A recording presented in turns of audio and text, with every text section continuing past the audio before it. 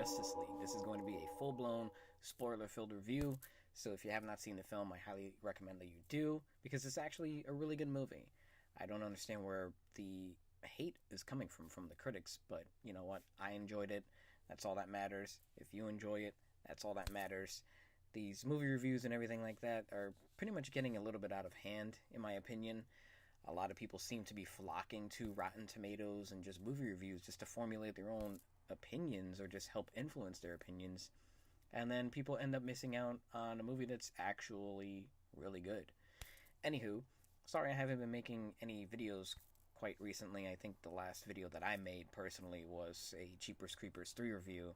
And then my cousin kind of came out with a couple of reviews as well for Stranger Things Season 2 and a couple other movies. I believe he did the new Chucky film, which was an atrocity to mankind, but that's a different subject for a different video. Anywho's, so I went and saw it on Monday with my dad and my sister. We went and saw it in IMAX. First off, right off the bat, IMAX, this movie looked incredible. If you can see it in IMAX, I highly recommend that you do. No need to go see it in 3D, all that stupid gimmicky stuff. I don't know if it is in 3D. I'm just saying, IMAX is pretty much the way to go with this movie. So, right as soon as it started, you can really just tell that the tone was different. First off, there was a scene with Batman fighting a parademon, and he trapped it to get more answers to something that comes into play a little bit later in the film. And the cinematography, looked good. Zack Snyder films always, in my opinion, look good no matter if the color saturation is a little bit off or whatever. I find Zack Snyder films to be very stylistic, especially in Watchmen, which was very prevalent in that film. Watchmen was a gorgeous movie to look at. Anywho, moving right along, speaking of directors, there was a tragedy that happened in Zack Snyder's life with his daughter, and my condolences to the family. So they had another director step in, which was Joss Whedon. Joss Whedon being most notably known for the Avengers as of recent. And there are a couple of scenes in this movie tonally that are different that you can tell stand out, and you can say that seems like a Joss Whedon thing more so than a Zack Snyder thing, which is fine, which is very fine. However, I think I've gotten accustomed to these DC films being a little bit more darker, with Suicide Squad maybe being exempt because that movie had a little bit more, I guess, humor, or it just seemed a little, I don't want to say self-aware because I don't think that movie was self-aware, but it seemed to deviate from Batman versus Superman or Man of Steel. So, with Suicide Squad out of the picture, this movie definitely is a complete different shift in tone than the previous two films. And I had some gripes with it, but I also enjoyed it as well. This movie was a lot of fun. I had fun with this movie. In comparison to Wonder Woman earlier this year, I don't think it's as fun as Wonder Woman in terms of it being filled with heart and you walk away from the movie feeling kind of inspired, if that makes sense. Not that you don't with Justice League, but Wonder Woman definitely had more heart than this film. And I'll kind of get into that in just a second as far as what I mean once I start getting into the character aspect of this movie review. However, going back to the whole shift in tone and everything like that, you can tell it's more prevalent. The other films being more darker in tone, and I got used to that, and I kind of wanted to see that a little bit more.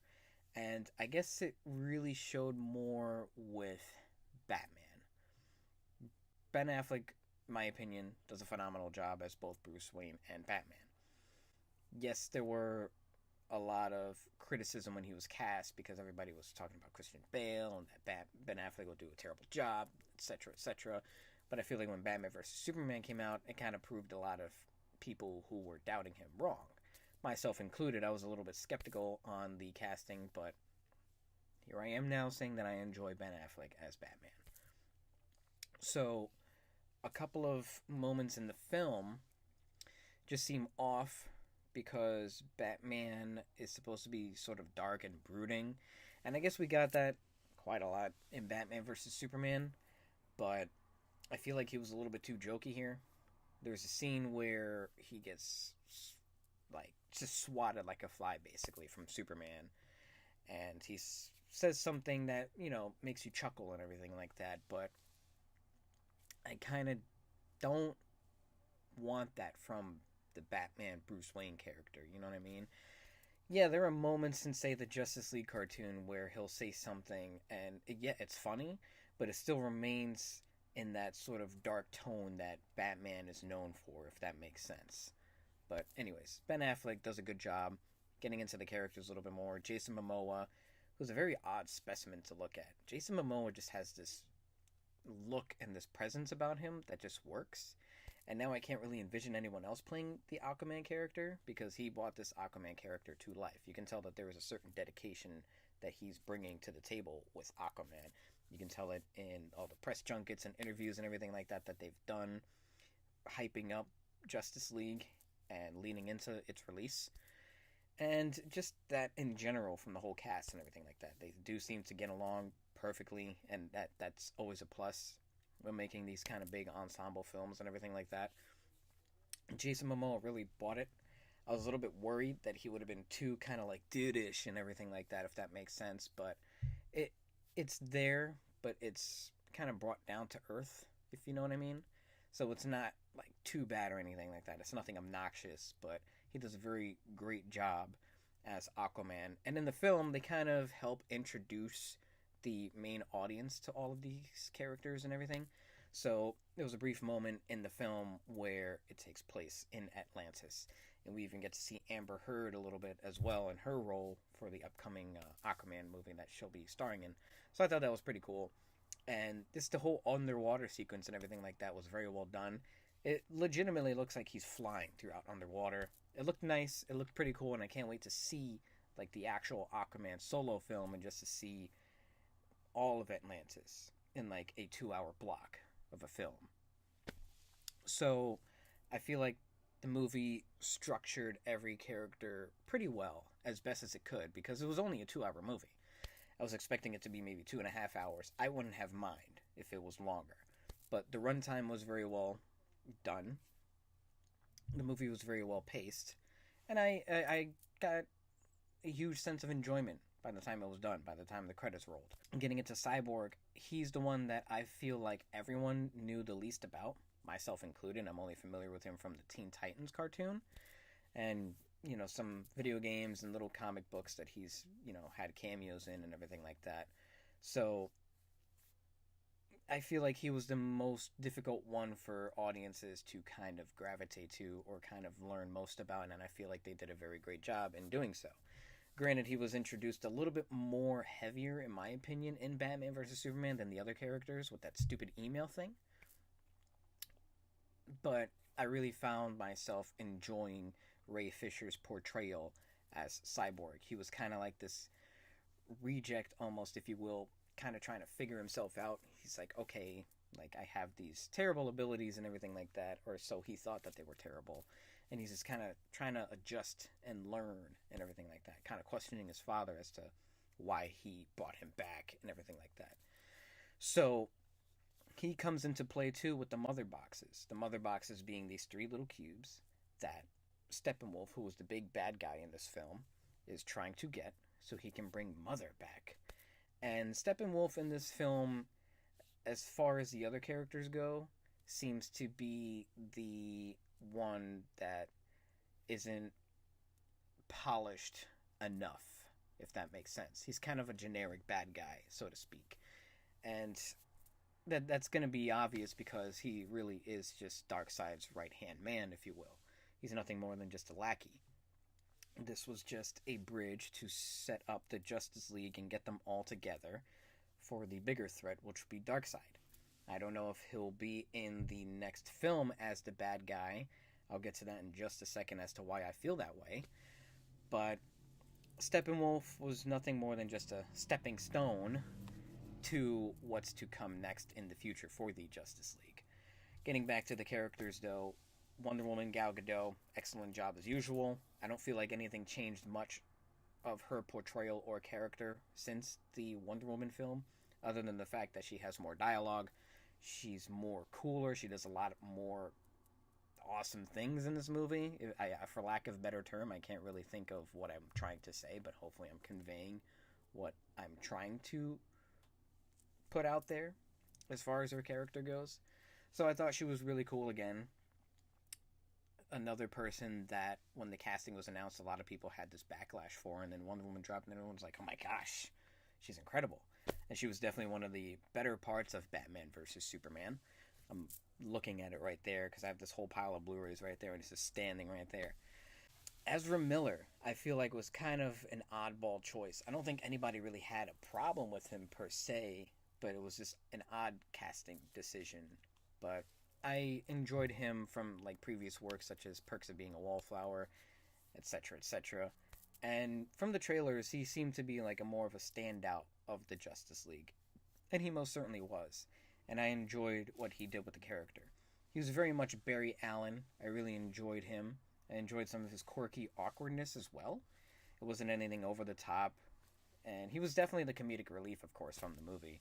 But again, just as a whole, I really thought he was cool. Flash isn't necessarily, when you think about it, one for confrontation. There's a particular part that was in the trailer, and it's in the movie, obviously, where he says he kind of just runs and pushes people away. And in a very Batman-esque scene that I really enjoyed was kind of how Bruce Wayne was just very stoic and just like, all right, you're going to go in, save one person, get out. Barry Allen is like, who am I going to save? And he's like, you just save one person, and then after that, like, you'll pretty much know what to do. And that was sort of the Flash's realization, or like this revelation where like, okay, I have these abilities, I can do these amazing things. So he saves one person, goes in and starts saving other people. And just to kind of see like these characters have this, you know, character arc where they're finding themselves. Cyborg, especially by the end of the movie, he kind of comes to terms, if you will, with his sort of robotic suit, so to speak. And the Flash kind of understanding his abilities more and coming into his own and becoming this superhero.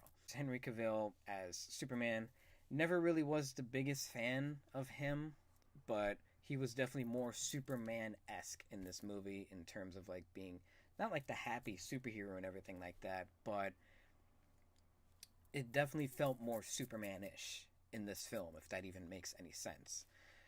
There was a scene earlier on in the movie which was very well done where it showed the Justice League coming together with one of the mother boxes, which, getting back into what I mentioned earlier, Cyborg was pretty much made from one of the mother boxes.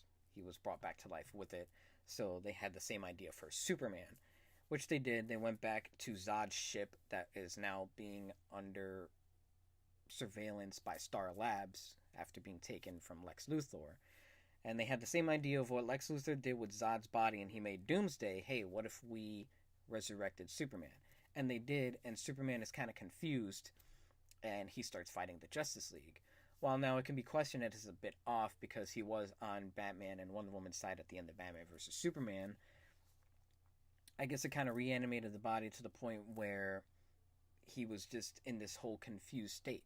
But then when you go back to Batman vs. Superman in the dream sequence of Ben Affleck's Bruce Wayne, seeing Barry Allen come through the Speed Force and the Flash warning Bruce Wayne that Lois is the key. Lois was definitely the key as to Superman kind of just snapping out of it.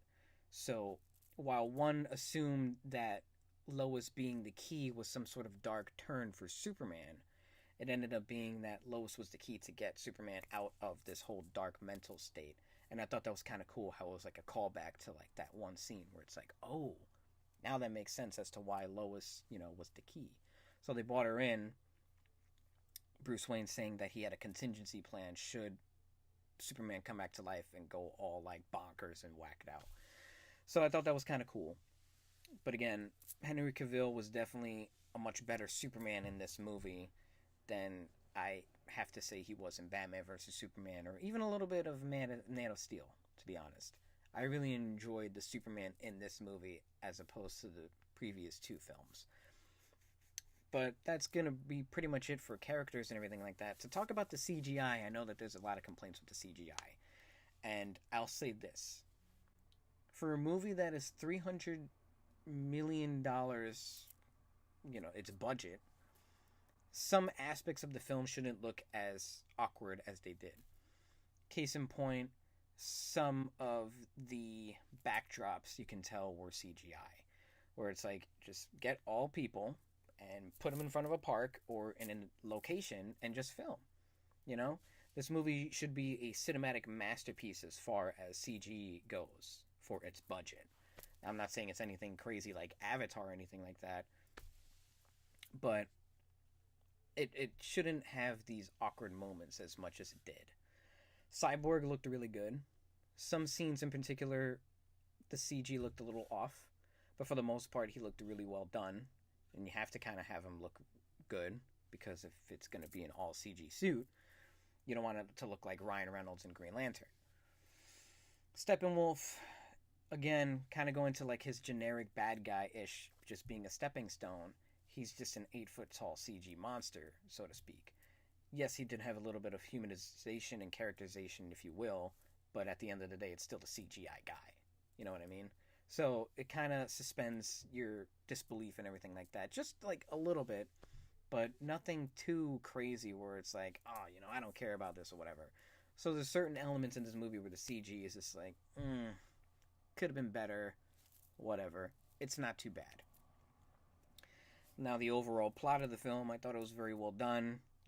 Pretty much basic, and really this film is just the stepping stone for what's ahead for the Justice League. It's to get everyone together. It's to kind of fix the complaints that fans might have had with Man of Steel or Batman versus Superman. And I feel like it very well much achieves that, objective in mind to say, hey, you know what? Let's fix things a little bit tonally here. Let's get a little bit more character development here, etc., etc.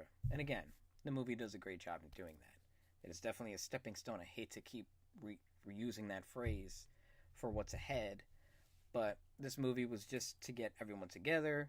I had a lot of fun with it. The plot was very much basic.